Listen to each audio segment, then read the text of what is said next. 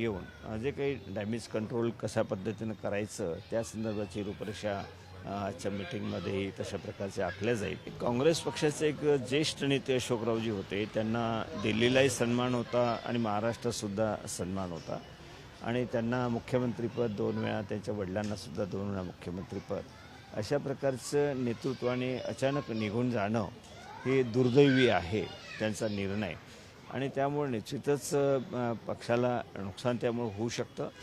परंतु आम्ही सर्व एकत्र येऊन जे काही डॅमेज कंट्रोल कशा पद्धतीनं करायचं त्या संदर्भाची रूपरेषा आजच्या मीटिंगमध्ये तशा प्रकारचे आखल्या जाईल.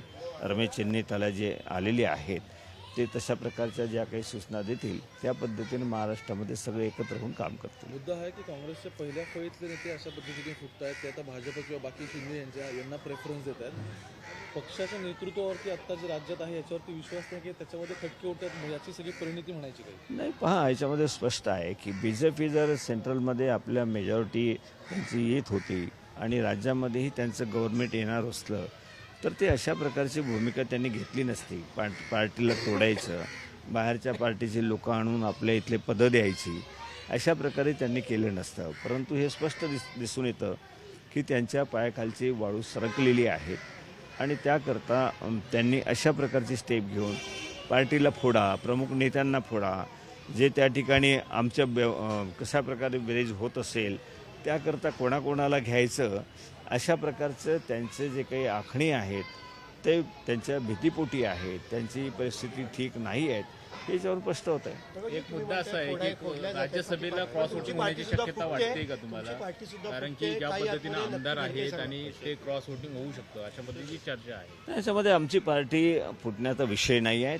अशोकराव गेलेत परंतु त्यांच्या मागे आमदार जाणार नाही आहेत. त्यांच्या जिल्ह्यामध्ये थोडीफार हलचल होऊ शकतं, पण बाहेर कुठेही काही त्याचा परिणाम आपल्याला दिसून येणार नाही.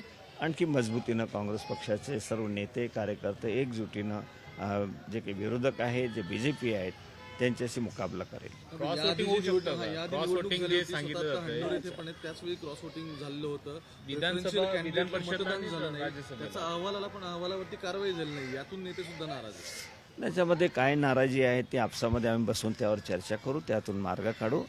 परंतु आपण जे क्रॉस वोटिंगच्या संदर्भामध्ये उल्लेख केलेला आहे, माझं स्पष्ट मत आहे की अशा पद्धतीने कोणतेही क्रॉस वोटिंग होणार नाहीत. सगळे आमदार जे आहेत इंटॅक्ट राहतील.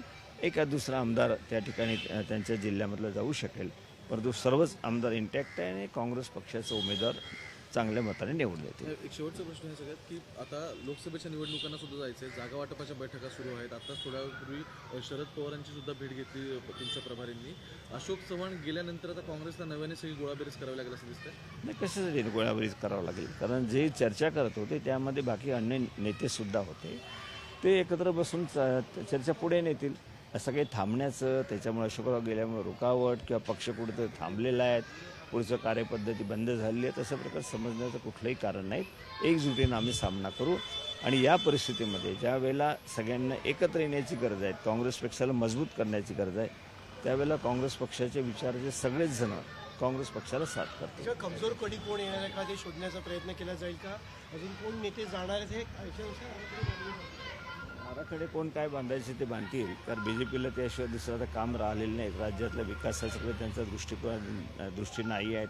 कुठलीही पावलं त्यांची राज्याच्या हितादृष्टिकोनातून पडत नाही आहेत. फक्त फोडाफोडी करायची आणि राजकारण पुढे न्यायचं, याच्यापर्यंतच त्यांच्या मर्यादा आहेत आणि ते करत राहतील. परंतु काँग्रेसचं कोणीही यानंतर जे काही आम्ही सांगितलेलं आहे की नांदेडचं एखाद दुसरा कोणी जाऊ शकेल, परंतु बाकी कुठल्याही राज्यामधून संपूर्ण कोणी आमदार किंवा प्रमुख नेते किंवा कार्यकर्ते जातील अशा प्रकारचं बिलकुल नाही आहेत. हा प्रचार केला जातो आहे कोणाकोणाच्या नावानं, पण त्यांनीसुद्धा स्पष्ट केलेलं आहे आम्ही पक्ष सोडणार नाही आहेत. याच्यापेक्षा मला नाही वाटत की दुसरं काही स्पष्टीकरण देण्याची गरज आहे. प्रत्येकाने आपापलं स्पष्टीकरण दिलेलं आहे. देश विदेशातील प्रत्येक घडामोडींचे लाईव्ह अपडेट मिळवण्यासाठी आता साम टीव्हीच्या सर्व सोशल मीडिया प्लॅटफॉर्मला लाईक, फॉलो आणि सबस्क्राईब करा. तसंच सर्व नोटिफिकेशनसाठी बेल आयकॉन प्रेस करायला विसरू नका.